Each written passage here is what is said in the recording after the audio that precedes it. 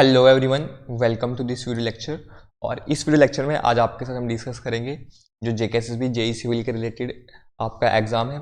उसमें हमने जो मैराथन कंटिन्यू कर रहे हैं उसमें अब देखेंगे हम सॉइल मैकेनिक्स।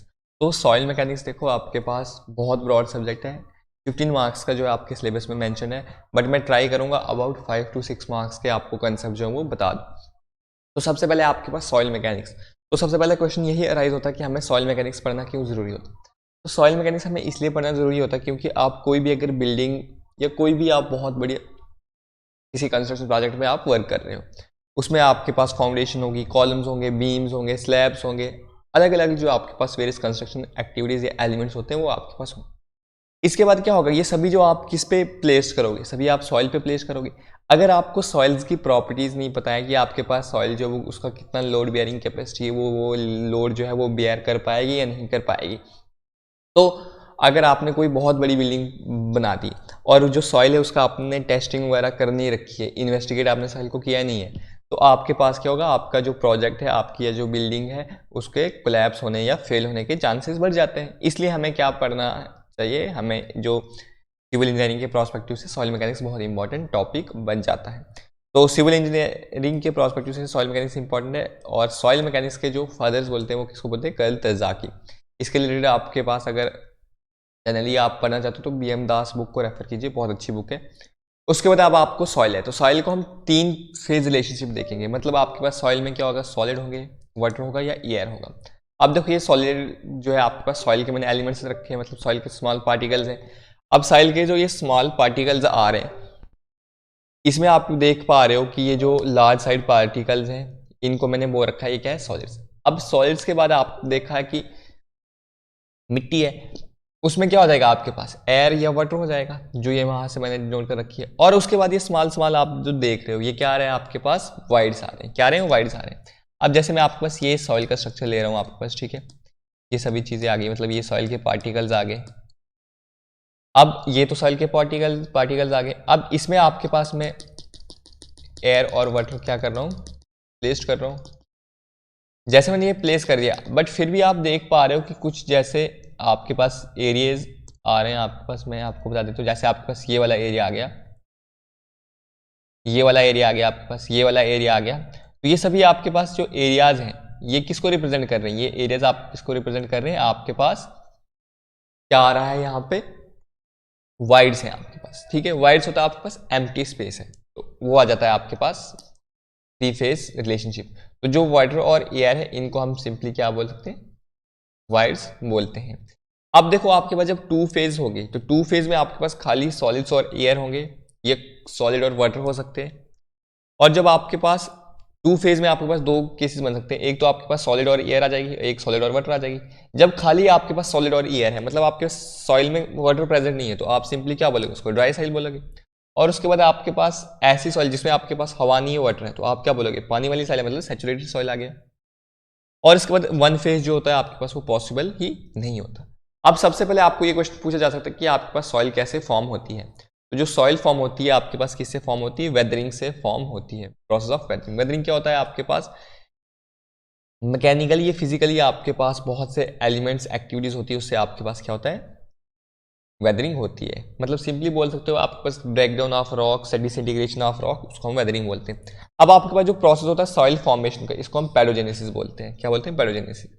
अब इसके बाद कुछ फिजिकल वेदरिंग होती है, केमिकल वेदरिंग, तो इनमें हम डिटेल में जाएंगे, बस आपको आइडिया आ गया कि फिजिकल वेदरिंग क्या होगा।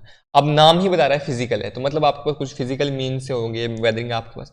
और जो फिजिकल वेदरिंग है इसको हम मैकेनिकल वेदरिंग के नाम से भी जानते हैं। नेक्स्ट आता है आपके पास केमिकल वेदरिंग। केमिकल ही नाम आ रहा तो मतलब केमिस्ट्री के रिलेटेड होगा, तो कुछ रिएक्शंस होंगी उसकी वजह से आपके पास वेदरिंग होगी। देखो जैसे आपके पास यहाँ पे मैंने चार्ट शो कर रखा हुआ है। अब आती है आपके पास डिफरेंट टाइप्स ऑफ सॉइल्स। तो ये आपको पता है एलुवियल सॉइल होती है, लैक्स्ट्राइन सॉइल होती है, मैरीन सॉइल होती है। तो एलुवियल सॉइल जैसे आपको पता है कहाँ होगी, जहाँ पे आपके पास कोर्स होगी, मतलब रिवर रनिंग वाटर के साथ अलॉन्ग आपके पास जो सॉइल प्रेजेंट होगी उसको क्या बोलेंगे, एलुवियल सॉइल। इसके बाद आपकी डिफरेंट डिफरेंट टाइप्स की सॉइल जो ये देख सकते हो। इसमें सबसे आपके पास लैटेराइट सॉइल जिसमें लीचिंग होती है, ये इंपॉर्टेंट आ जाती है आपके पास। उसके बाद ब्लैक कॉर्डन सॉइल, तो ये आपको डिफरेंट डिफरेंट टाइप सॉइल है। अब हम देखते हैं आपके पास जो पहला इंपॉर्टेंट टॉपिक आता है 3 फेज सिस्टम आपके पास, ठीक है। तो 3 फेज सिस्टम में आपके पास मैंने पहले बताया कि आपके पास सॉइल में क्या होता है, आपके पास सॉलिड होते हैं, वाटर होते हैं और एयर होती है। तो सबसे पहले मैंने यहाँ पे क्या रिप्रेजेंट कर दिया, सॉलिड को रिप्रेजेंट कर दिया। ये आपके पास सॉलिड्स आ गया, ठीक है।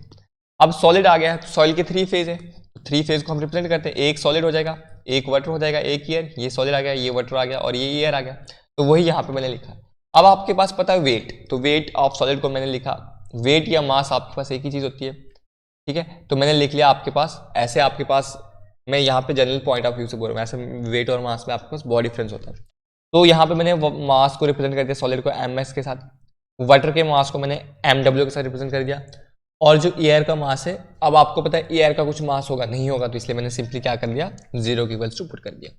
अब वॉल्यूम तो होगी सॉलिड्स की, वाटर की भी वॉल्यूम होगी, एयर की भी वॉल्यूम होगी। तो सिंपली आपके पास देखो ये डायग्राम बन रही है।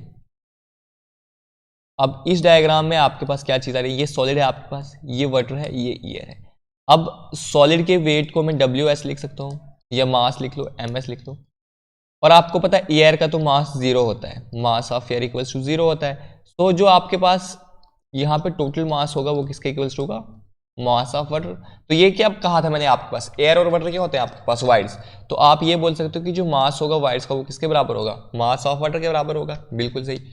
अब इनकी रिस्पेक्टिव वॉल्यूम्स भी होंगी। तो अगर आपके पास volume of solid plus volume of void plus volume of air करता हूँ तो ये किसके बराबर होगा, टोटल वॉल्यूम के बराबर होगा। अब आपको वॉल्यूम ऑफ वाइड में क्या आ जाएगा, जैसे यहाँ पे मास में आपके पास सिर्फ वाटर आया था, बट वॉल्यूम ऑफ वाइड में आपके पास एयर की भी तो वॉल्यूम आएगी। मास आपके पास एयर का 0 है, ना कि वॉल्यूम है। तो सो वही आपके पास यहाँ पे जो चीज़ें मैंने मेंशन कर रखी है, ये चीज़ें यहाँ पे। तो आपको पूछ सकते हैं 3 फेज सिस्टम में आपके पास वॉल्यूम ऑफ टोटल सिस्टम में सॉइल की वॉल्यूम क्या होती है, volume of soil plus volume of water plus volume of wide. और जो आपके पास वेट होता है वो किसके इक्वल्स होता है, volume of solid plus volume of wides volume, sorry, जो आपके पास मास होगा, मास ऑफ सॉइल कितना होगा, मास of solid plus mass of wide. तो वाइड में आपके पास क्या आता है, सिर्फ वाटर आता है। तो यही है आपके पास 3 फेज सिस्टम। अब 2 फेज सिस्टम है आपके पास, 3 फेज सिस्टम आ गया, ठीक है। अब 2 फेज सिस्टम जब आपके पास सिर्फ वाइड्स में क्या है, वाटर है, तो वाटर प्रेजेंट है, तो उसको आप क्या बोलोगे, सैचुरेटेड सॉइल बोलोगे। सैचुरेटेड सॉइल आ गया आपके पास, तो इस केस में आपके पास volume of void volume of mass की इक्वल्स टू आ जाएगी, ये तो सही है।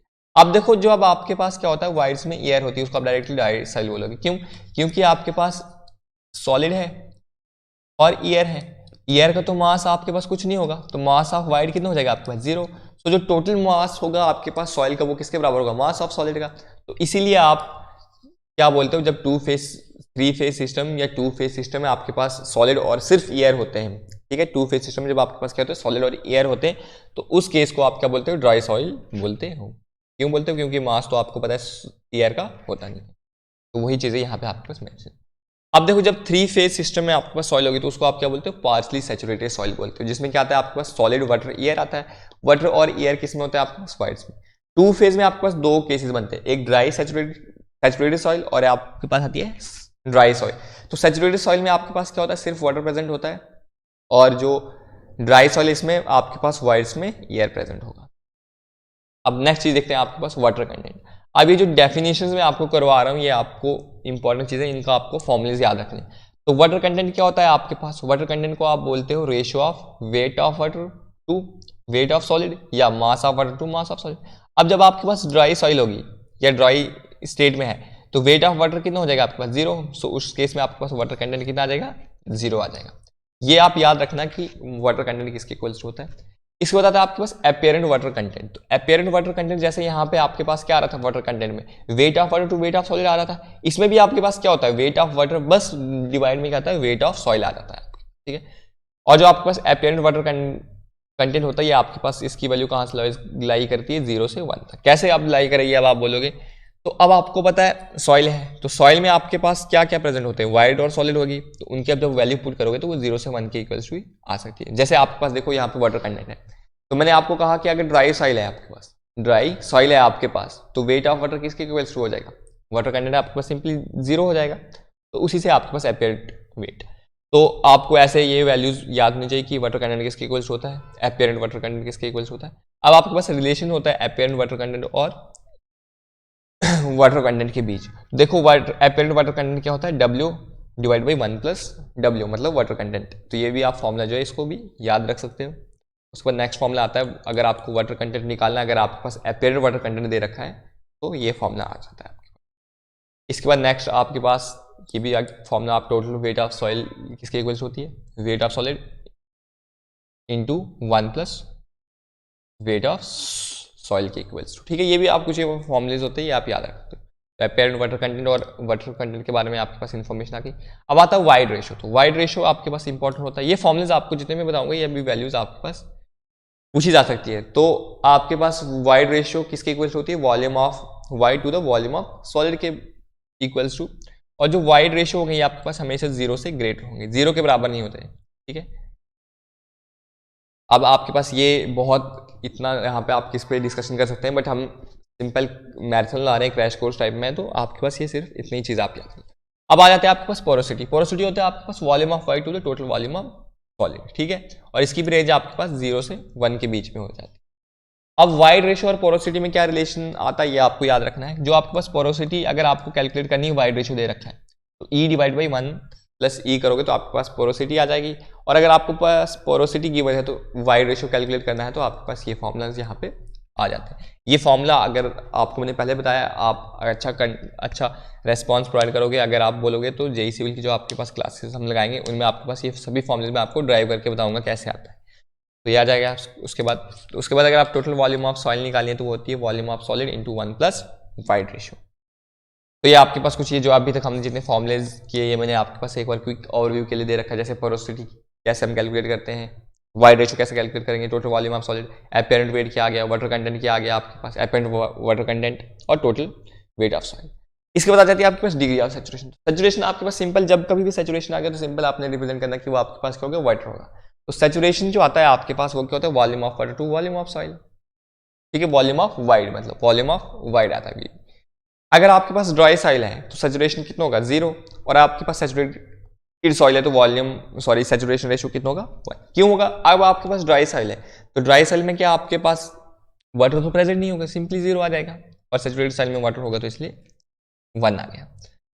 देखो ये यहाँ पे आपके पास ये मैंने रिलेशन बता रखे हैं आपके पास। अब आता है एयर कंटेंट। एयर कंटेंट होता है volume of air to the volume of wide.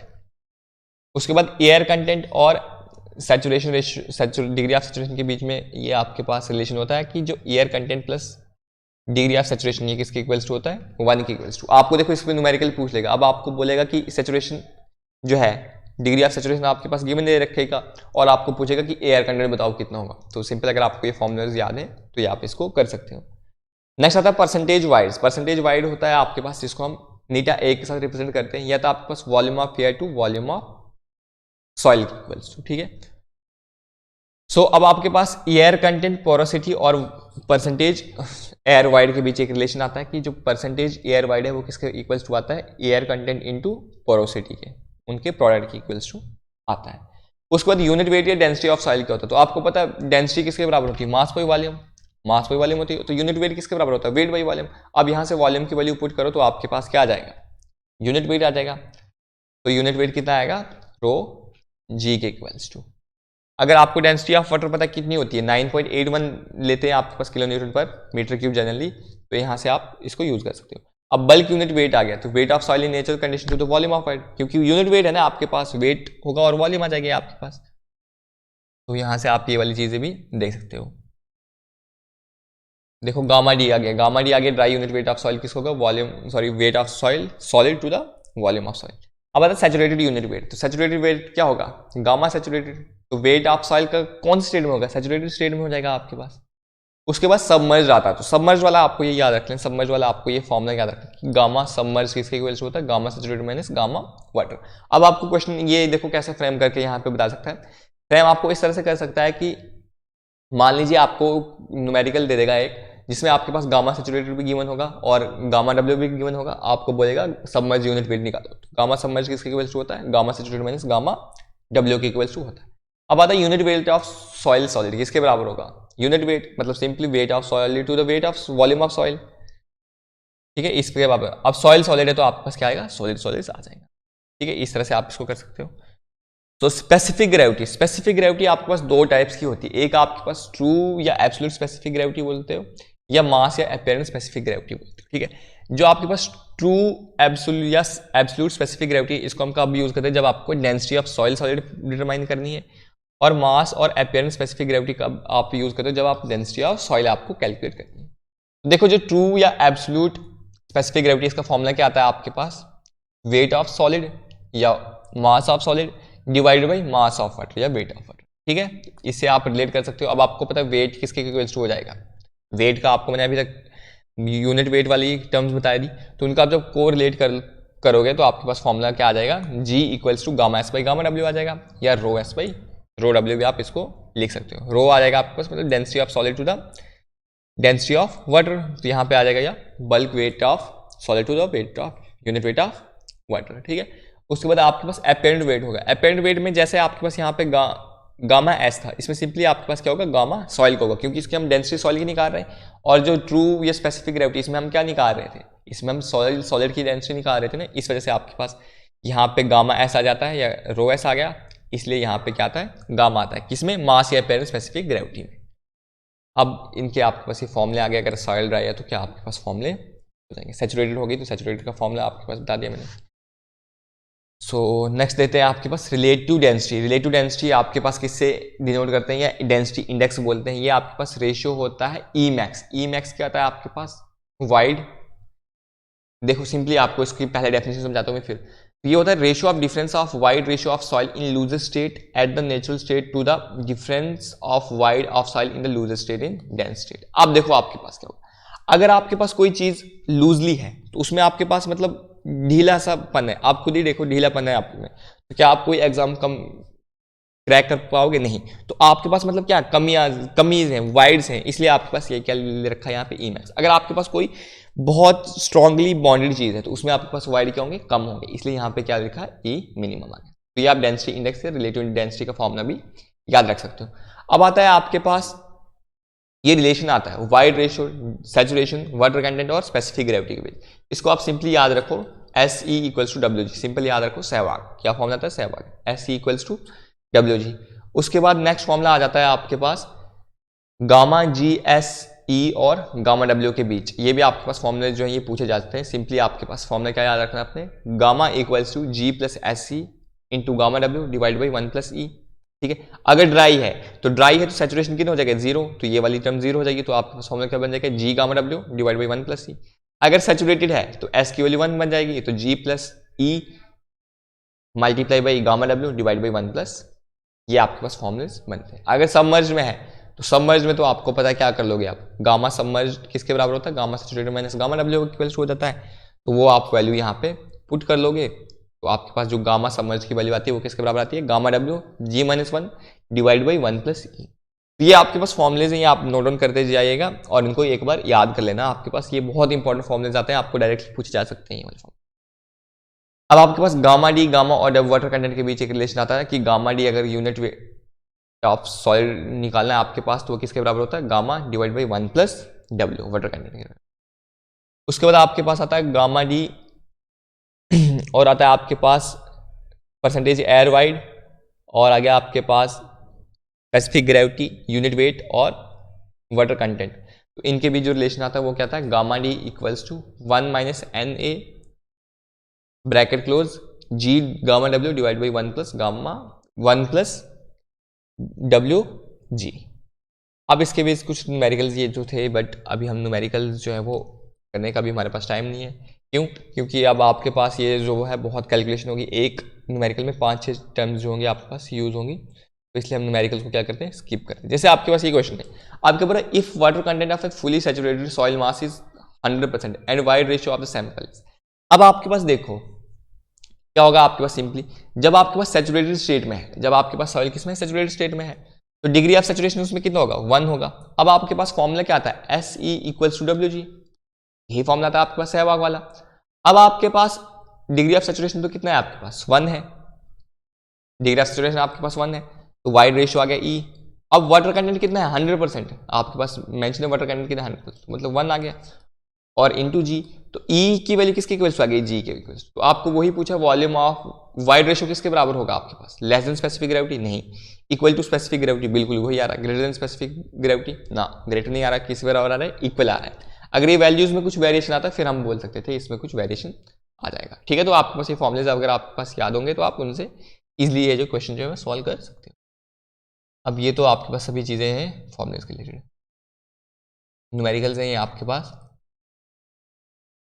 अब आपके पास इंडेक्स प्रॉपर्टीज वगैरह आती है, आप कैसे डिटरमाइन करते हो इसके रिलेटेड आपके पास क्या आते हैं, ये मेथड्स आते हैं। तो हम ये मेथड जो है वो स्किप करेंगे, आपके पास ये मेथड जो हम नहीं करेंगे। क्यों? क्योंकि आपके पास इन पे बहुत टाइम जो आपके पास कंज्यूम हो जाएगा आपके पास, कैसे इनको हमने करना है। अब आ जाते हैं नेक्स्ट चीज़ जो आपको मैं बता दूंगा, ये फाइन सी, ये भी इंपॉर्टेंट आ जाती है। बट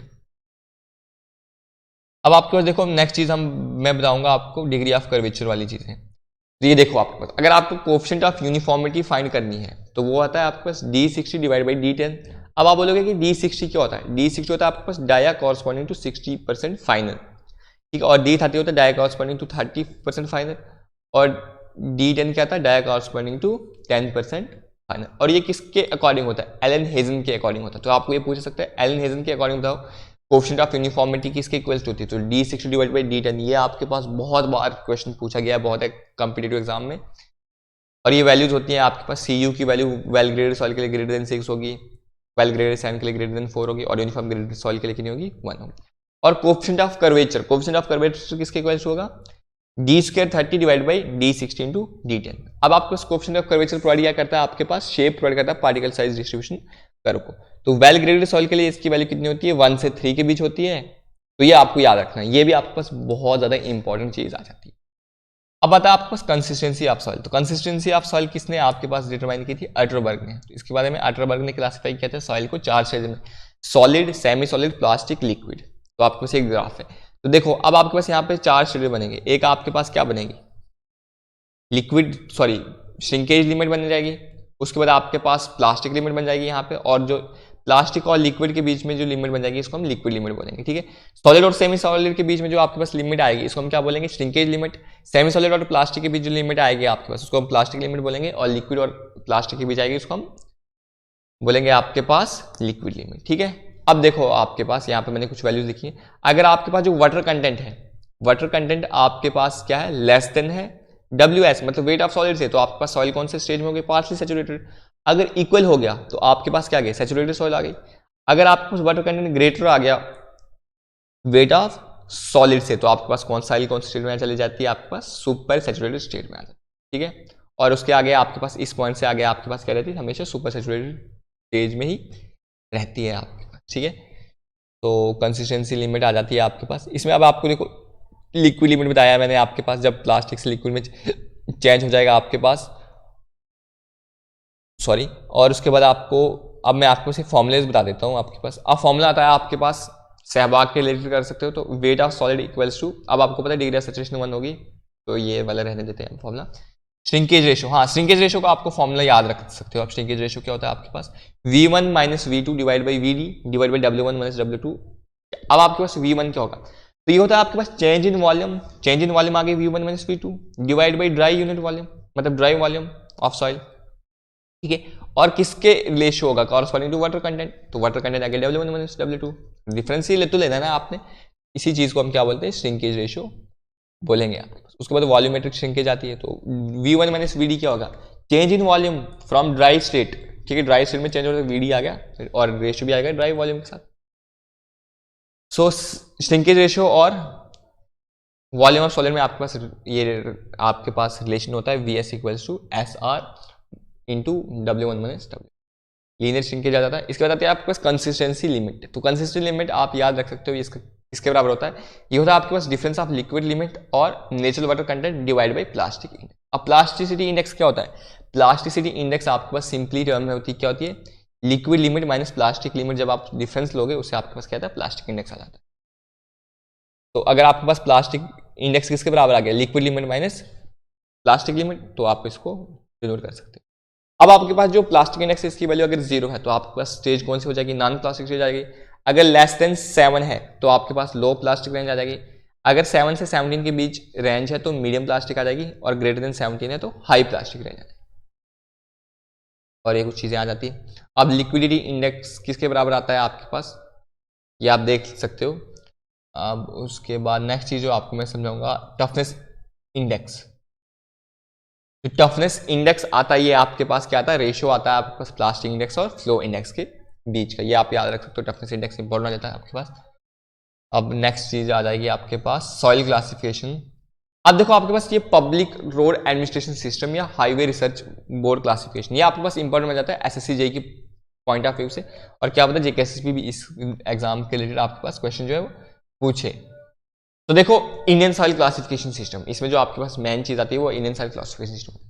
इसमें हम 3 टाइप की चीजें, एक आपके पास पार्टिकल साइज देखेंगे, कंसिस्टेंसी लिमिट के अकॉर्डिंग देखेंगे, और कंप्रेसिबिलिटी ऑफ सॉइल देखेंगे। अब देखो आपके पास हम सिंपल इसमें रेफरेंस क्या लेते हैं, 75 माइक्रोन की सीव लेते हैं। अगर आपके पास कोई सॉइल है जो उसमें 50% तक रिटेन हो गई, तो आप क्या बोलोगे, 50% से ज्यादा रिटेन होगी तो आपके पास कौन सी सॉइल आएगी, कोर्स ग्रेन सॉइल आएगी।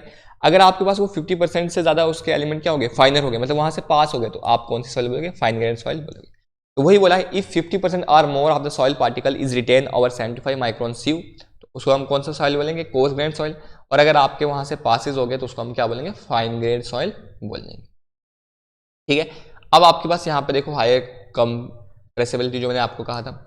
अब इसमें आपके पास प्लास्टिसिटी चार्ट आता है, देखो ये आपके पास बहुत इंपॉर्टेंट। प्लास्टिसिटी चार्ट में आपने एक याद रखनी है, आपके पास क्या रही है, ए लाइन। ए लाइन किसके लिए हम यूज करते हैं, क्लासिफाई करते हैं फाइन ग्रेन सॉइल को, या सेपरेट करते हैं क्ले को सिल्ट और ऑर्गेनिक सॉइल से आपके पास। ठीक है, जब आपके पास सॉइल ए लाइन से अबो होगी उसको क्या बोलेंगे, हम क्ले बोलेंगे, और जो बिलो होगी आपके पास उसको सिल्ट या ऑर्गेनिक सॉइल बोलेंगे आपके पास।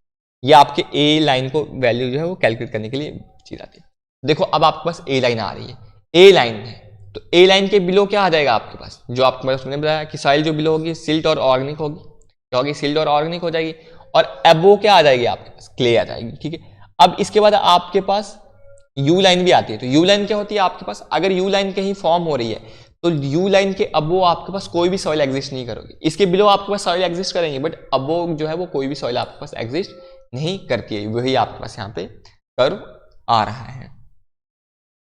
ठीक है, अब इस ये कर्व जो होती है आपके पास बहुत इंपॉर्टेंट होती है, इसको बनाते कैसे ही मैं आपको अगर टाइम मिला आगे कोर्स हमने स्टार्ट किया तो उस पर आपको मैं अच्छी इन डिटेल आपको समझा दूंगा।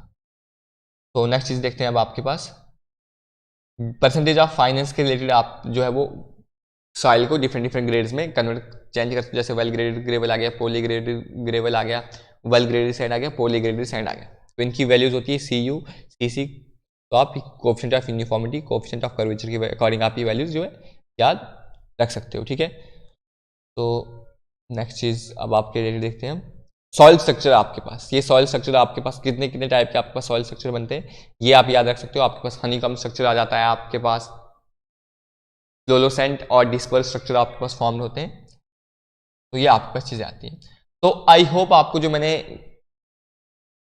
स्मॉल इन्फॉर्मेशन, मतलब बहुत कम टाइम में आपको मैंने इन्फॉर्मेशन जो है वो सॉइल मैकेनिक्स के रिलेटेड प्रोवाइड करी, इसमें आपको मैंने 2 फेज सिस्टम, 3 फेज सिस्टम, आपके पास सभी टाइप्स के सिस्टम जो है आपके साथ मैंने डिस्कस किए। तो आई होप आपको ये कंटेंट अच्छा लगा। अगर अच्छा लगा तो आप अपना रिस्पॉन्स दीजिए।